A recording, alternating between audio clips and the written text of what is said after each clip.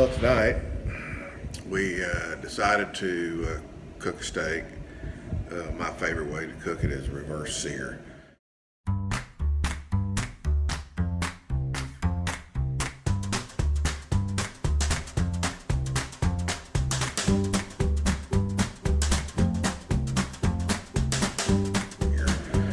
So we went today and got I'll give you a peek of it in the oven right here.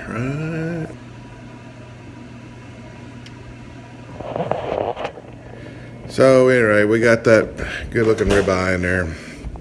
It's been in there for a little while. It's about 108 degrees right now. When it gets up around 110, then I'm going to take it out, let it rest a little bit. We used my special mix.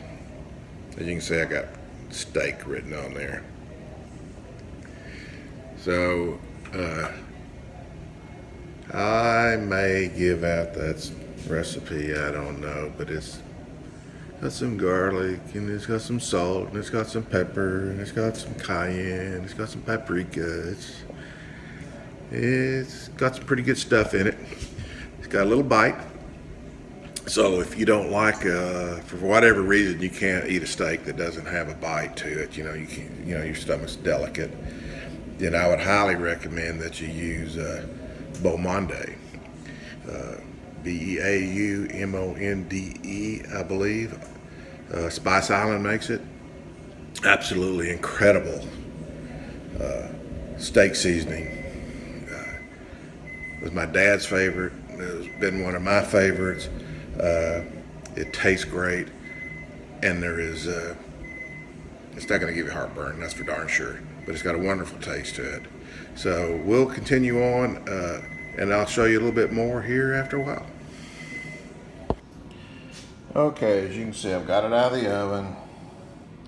It's starting to bump 119. Now I've got it tinted.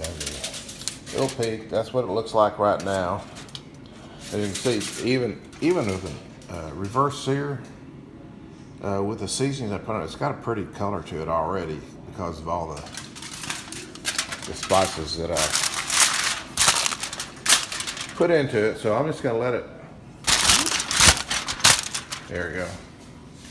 We're going to let that sit. Now then, the griddle's getting hot.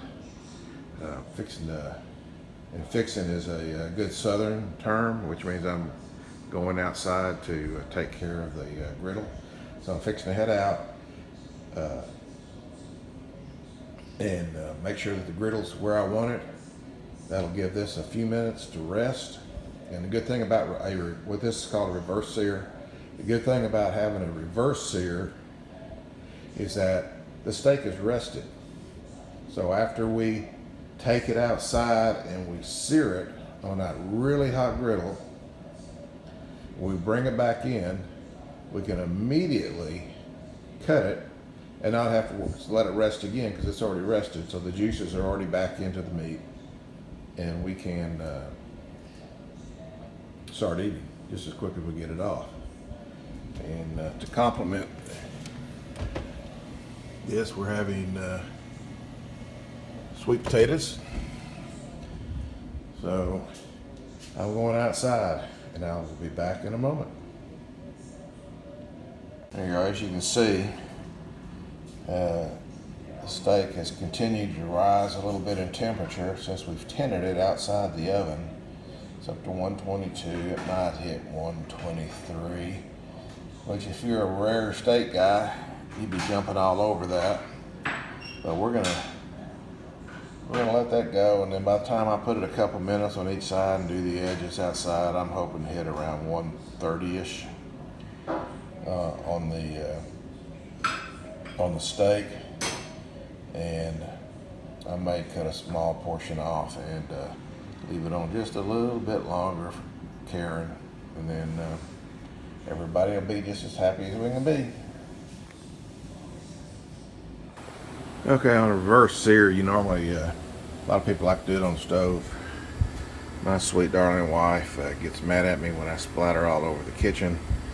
So what I do is I've got this cast iron griddle right here. I stick it on the old Maker's Mark grill I have in the back. Back up here a little bit, give you a little better shot of what that fan over there is when it gets too hot. I turned it on me. It's nice tonight though. So I've got that. I've got a little bit of grapeseed oil that I'm gonna put down on the griddle when I go to sear the steak. Of course, I've got a meat thermometer in the oven to tell me when I'm ready to take it out of the oven. Now I'll use that meat thermometer out here to tell us when it's time to take it off of here. I have to compromise with my wife. She likes her steak done a little more than me, so we'll try to go with a nice medium. I may even take hers a portion of the steak off and cook it a little bit longer for her, so she'll have hers a little past medium. And we'll be back again in just a moment. Alright, well, our griddle's there, I think. So I'm going to go get the steak and bring it back outside, and we will continue on from there. Okay, I'm gonna put a little pat of butter on it right there. And let that melt down.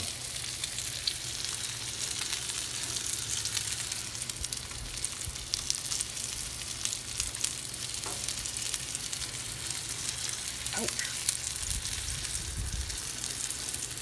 It's hot.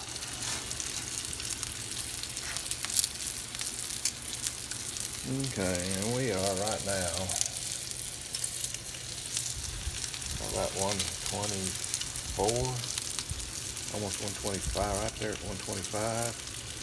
So we're coming right along on where I want to be on it, and it's about time to flip it.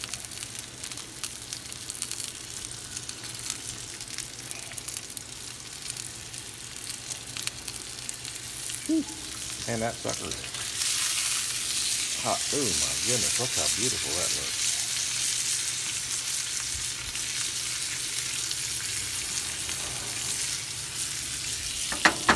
Put a little more butter on it.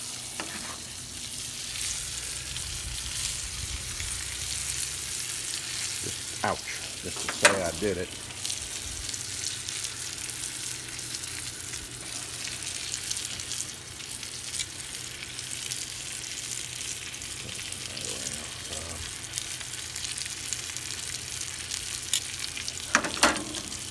Dude, that is hot over that grill.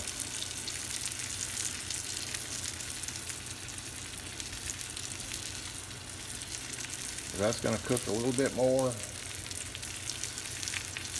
the other side. And we're going to do the edges.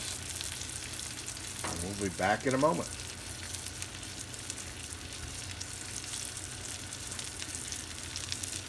All right. I think we're done. There it is. Taking it off of this, putting it on the plate. We're going to go inside and enjoy it. So, baby, you need to go get the taters ready. And here we go. Well, there it is. That looks pretty much perfectly done. I throw a little bit of this on the side as well.